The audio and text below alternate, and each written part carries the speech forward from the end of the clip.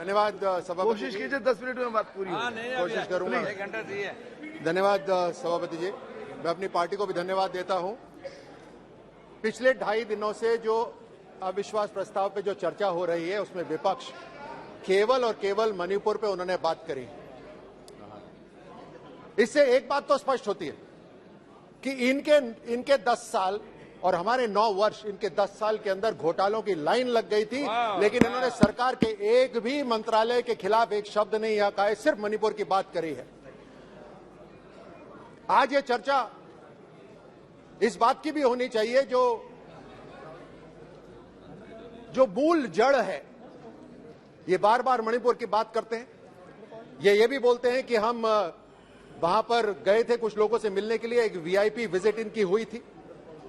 यहां पर एजेंसियों की खबर भी है और मैं अपने विपक्षियों को यह भी बताना चाहता हूं कि सदन में कुछ ऐसे भी लोग हैं जिन्होंने मणिपुर का एक एक नाला, एक एक पहाड़ी के ऊपर ऑपरेशंस भी करे हुए हैं।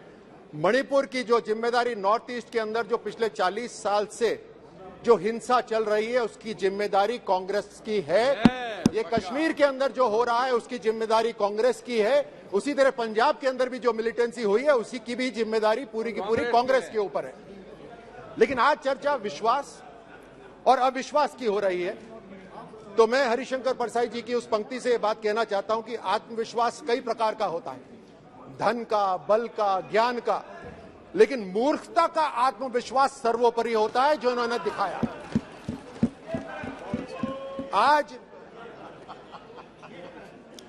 आज इसी मूर्खता का अविश्वास इन्होंने दिखाया है मोदी सरकार के खिलाफ अविश्वास प्रस्ताव लाकर। मूर्खता इसलिए भी क्योंकि इन्होंने अविश्वास और अविश्वसनीय में ये अंतर भी नहीं जानते। इनके 60 वर्ष के अंदर जो ये नहीं कर पाए देश के लिए, प्रधानमंत्री मोदी जी ने पिछले 9 वर्ष में उससे कई गुना विकास करके दिखाया है।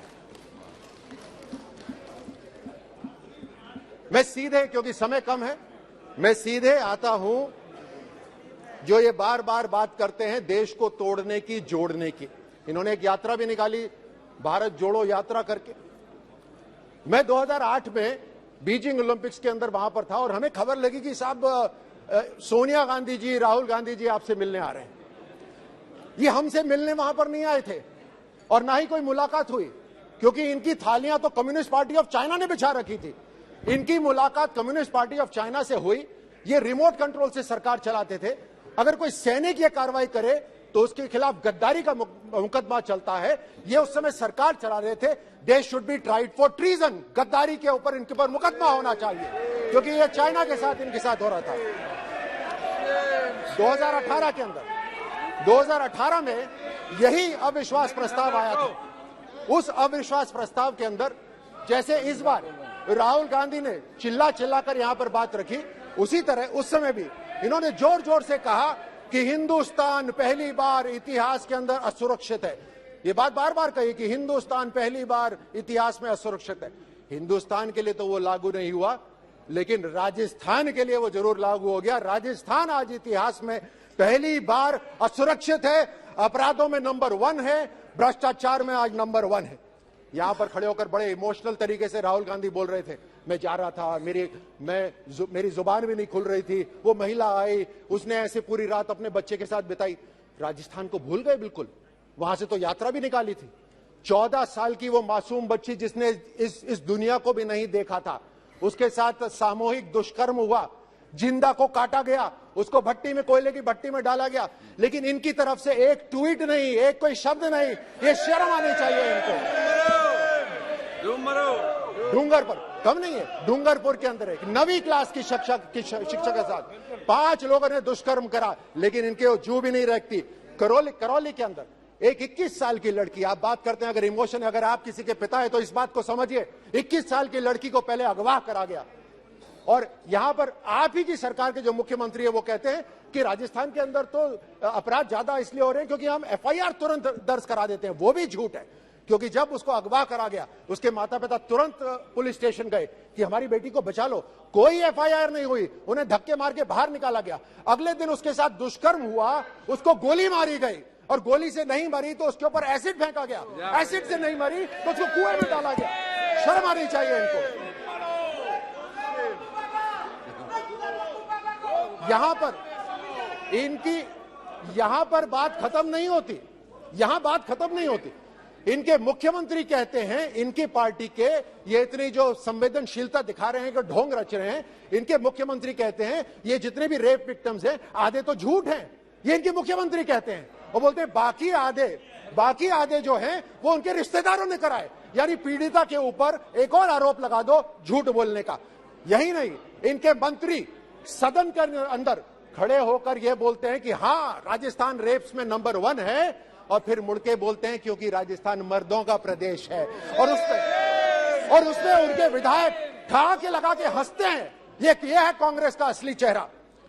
ये 17 बलात्कार हर रोज राजस्थान के अंदर होते हैं, 7 हत्याएं हर रोज होती हैं। आप कहां मणिपुर की बात कर रहे हैं? आप ही के मंत्री ने वहां सदन में खड़े होकर यह बोला कि मणिपुर की तरफ नहीं, अपने गरेबान में झांकिए। उसका मंत्री पद छीन लिया गया, उसको वहां सदन में मारा गया। ये इनकी असलियत है कांग्रेस की। ये इनके, आपको असलियत बताता हूं कांग्रेस की असलियत, और ये आंकड़े हैं, ये मैं नहीं कह रहा। इनके विधायकों के बेटे, विधायकों के भतीजे, विधायकों के पीए, उनके ऊपर दुष्कर्म की एफआईआर हो रखी है। ये है असलियत इनकी, लेकिन उनके ऊपर कोई कार्रवाई नहीं हो रही।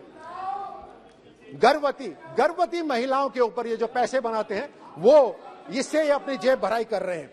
तुष्टीकरण का उदाहरण तो राजस्थान के अंदर इतना भद्दा हो रहा है, शायद ही किसी भी प्रदेश, भारत के किसी भी प्रदेश में हो रहा हो। ये 4 साल के अंदर 10 पुजारियों की हत्या हुई है।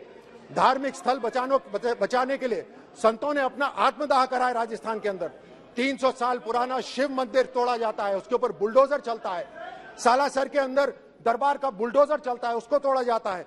यह है इनका तुष्टीकरण। एक खास समुदाय के लिए इनकी सरकार वहां पर एक आदेश पारित करती है। सुनिए, एक आदेश पारित करती है इनकी राज्य सरकार कि एक खास समुदाय के लिए बिजली कटौती नहीं होगी क्योंकि उनका एक त्योहार है, हमें उनसे कोई परेशानी नहीं।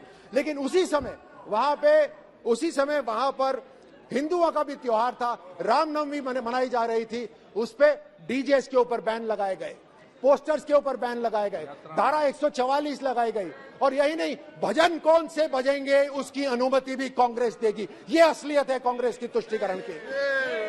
उदयपुर के अंदर कन्हैया लाल की हत्या हुई, न जाने कितने कन्हैया मारे गए हैं, वो तो उनका वीडियो नहीं बना। ये है असलियत राजस्थान की, लेकिन इन्होंने कोई एक्शन नहीं लिया। इन्होंने माहौल ऐसा बना दिया है वहां पर, सभापति जी, ऐसा माहौल बना दिया है कि एक खास समुदाय के लोग पुलिस थाने के अंदर खड़े होकर वो खुलेआम हिंदुओं को धमकी देते हैं, लेकिन इनकी सरकार कुछ नहीं करती। पीएफआई बैंड है, यहां पर गृह मंत्री जी ने कल बताया पीएफआई पूरे राष्ट्र के अंदर बैंड है, लेकिन पीएफआई राजस्थान के अंदर पुलिस प्रोटेक्शन के साथ मार्च करती है। यह है असलियत इनके चेहरे। कहीं ना कहीं इन बाहर की कोई ना कोई एजेंसी, कोई ना कोई संगठन, बाहर की कोई ना कोई एजेंसी कहीं ना कहीं इनके साथ मिली हुई है। मैं तो वापस उसी पे जाता हूं, क्या एमओयू हुआ था उस समय चाइना के साथ, जो आज तक भारत को नहीं पता। कहीं ना कहीं इन्होंने भारत को तोड़ने के लिए सुपारी उठाई हुई है, भारत को ये तोड़ना चाहते हैं हर तरह से। राजस्थान के अंदर दलितों के ऊपर अत्याचार हो रहा है। पिछले 4 साल के अंदर 60% दलितों पर अत्याचार बढ़ा है। बीकानेर के अंदर दलित महिला के साथ दुष्कर्म होता है और उसकी हत्या कर दी जाती है। जालौर जिले के अंदर एक 9 साल के दलित लड़के को मार दिया जाता है क्योंकि वो पानी पीने गया था। जम्बा रामगढ़, मेरे अपने संसदीय क्षेत्र के अंदर एक महिला टीचर, मतलब टीचर तक को भी नहीं छोड़ा, एक महिला टीचर को जिंदा जलाया गया वहां पर। यह दलितों के ऊपर अत्याचार ये कर रहे हैं। इन्होंने हर तरह से धोखा दिया है। मैं घोषणा पत्र पर आता हूं, इन्होंने घोषणा पत्र में भी धोखा दिया है। ये तो अविश्वास लायक भी नहीं है। ये अविश्वास प्रस्ताव हमारी सरकार के खिलाफ लाए हैं, लेकिन पर ये अविश्वास लायक भी नहीं है। इन्होंने राजस्थान के साथ विश्वासघात करा है। ये है असलियत इनकी। घोषणा पत्र के अंदर ये कहते हैं कि हम हस्तशिल्प कला और हथकरघा निदेशालय का गठन करेंगे, नहीं करा। यहां पत्रकार बैठे हैं, राजस्थान के पत्रकारों को इन्होंने बेवकूफ बनाया। बोलते हैं हम आपकी सुरक्षा के लिए एक अधिनियम लेकर आएंगे। 4.5 साल हो गए, एक भी अधिनियम नहीं आया। इन्होंने हर तरह से राजस्थान के साथ विश्वासघात करा है। और अविश्वास प्रस्ताव किसके लिए लेकर आए? एक ऐसी पार्टी जिसने जो कहा वो करा, एक ऐसी पार्टी जिसने बोला धारा 370 हटाएंगे तो हमने हटाया, हमने बोला राम मंदिर बनाएंगे तो